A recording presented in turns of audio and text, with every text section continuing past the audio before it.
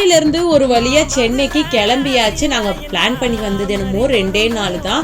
ஒரு நாள் எக்ஸ்டெண்ட் பண்ணி இருக்கிற மாதிரி ஆயிடுச்சு. வந்து இருந்த வேலையும் நல்லபடியாக முடிஞ்சாச்சு.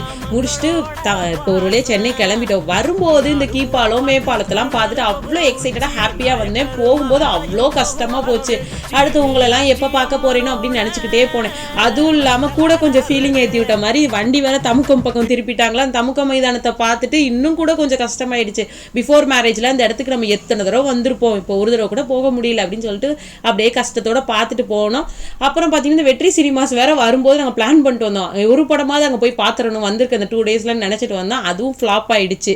சரி வருத்தமாக இதையும் சேர்த்துப்போம் அப்படின்னு சொல்லிட்டு மாட்டுத்தாவணியை வந்து ரீச் ஆகிட்டோம். நாங்கள் வந்து ஒரு 5 மினிட்ஸ் 10 மினிட்ஸ்குள்ளே பஸ் வந்துச்சு. ஜஸ்ட் மிஸ்ல நாங்கள் பஸ்ஸை மிஸ் பண்ணியிருப்போம். எப்பவுமே உங்கள் சித்தப்பா தான் வந்து எங்களை வழி அனுப்ப வருவாங்க. அதே மாதிரியே இந்த தடவையும் வழி அனுப்பி வச்சுட்டு போயிட்டாங்க. கரெக்டாக நாங்கள் பஸ் டைமிங்க்கு வந்துட்டோம். கொஞ்சம் விட்டுருந்தா கூட நாங்கள் மிஸ் பண்ணியிருப்போம். சென்னைக்கு எப்படினாலும் போகிற பிளான் தான், இருந்தாலும் மிஸ் பண்ணியிருப்போம். ஓகே, போகிற வழியில் அமரன் படம் பார்த்துக்கிட்டே ஹாப்பியாக சென்னை போய் ரீச் ஆயாச்சு. பாய்.